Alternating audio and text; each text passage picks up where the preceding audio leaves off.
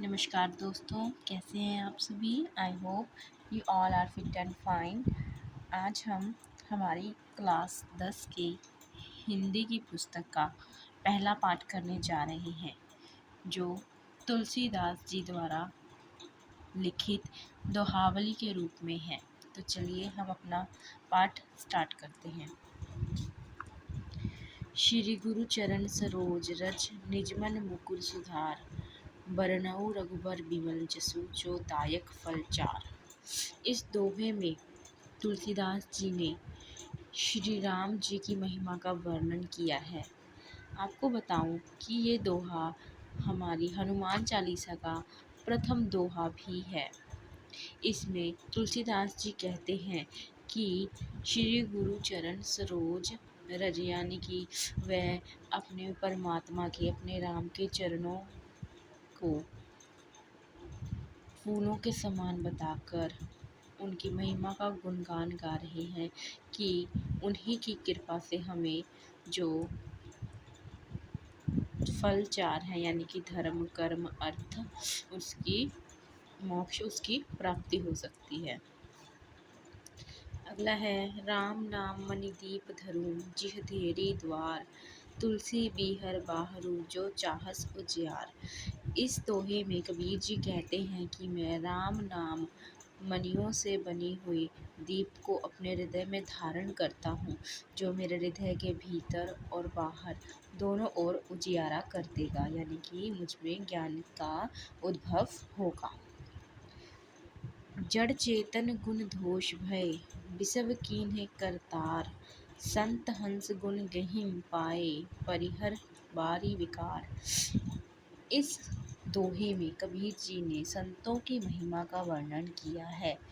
वह बताते हैं कि जिस तरह से जो हंस होता है वह नीर शीर करता है, यानी कि दूध और पानी को अलग अलग कर देता है, उसी तरह जो हमारे संत महात्मा हैं वह अवगुणों और गुणों को अलग अलग कर देते हैं। प्रभु तरुतर कपिडार पे ते किए आप समान, तुलसी कहो न राम से साहिब सील निधान। इस दोहे में तुलसीदास जी बताते हैं कि प्रभु श्री राम ने पेड़ों पर रहने वाले बानरों को भी बहुत सम्मान दिया है। उनके जैसा शील निधान दूसरा कोई नहीं है। अगले दोहे की ओर बढ़ते हैं। तुलसी ममता राम सो समता सब संसार, राग न रोष न दोष दुख दास भय भव पार।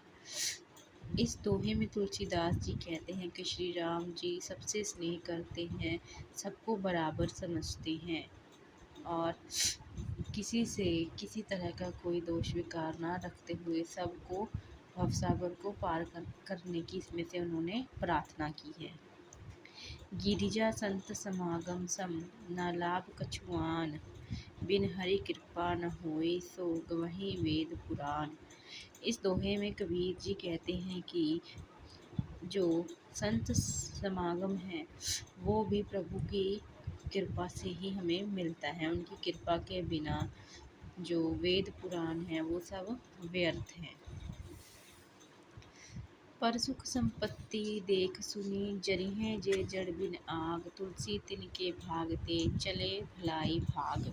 इस दोहे में तुलसीदास जी कहते हैं कि जो व्यक्ति दूसरों की सुख संपत्ति देखकर जलते हैं, उनके खुद के भाग से स्वयं ही सुख संपत्ति भलाई भाग जाती है। साहेब ते सेवक बड़ो जो निज धर्म सुजान, राम बांध उतरे उधर लांघ गए हनुमान। इस दोहे में तुलसीदास जी ने सेवक को साहब से बड़ा सिद्ध किया है। वे बताते हैं कि श्री राम जी समुद्र पार करने के लिए पुल बनाते हैं, लेकिन हनुमान जी श्री राम जी का नाम लेकर ही उस समुद्र को लांघ गए।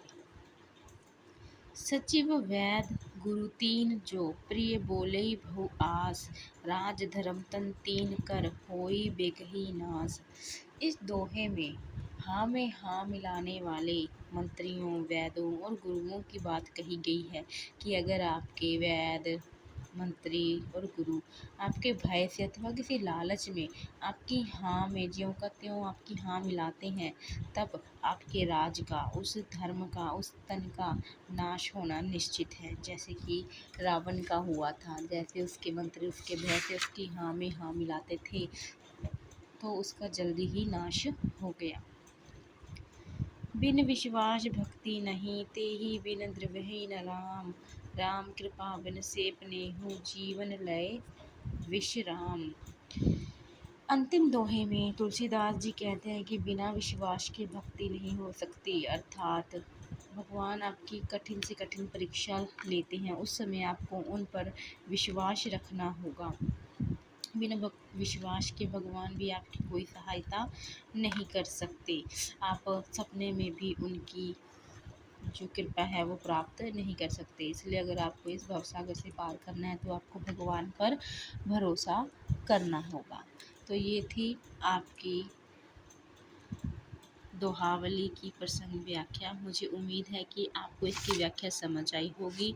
नेक्स्ट वीडियो में हम इसका अभ्यास वाला भाग पूरा करेंगे। धन्यवाद।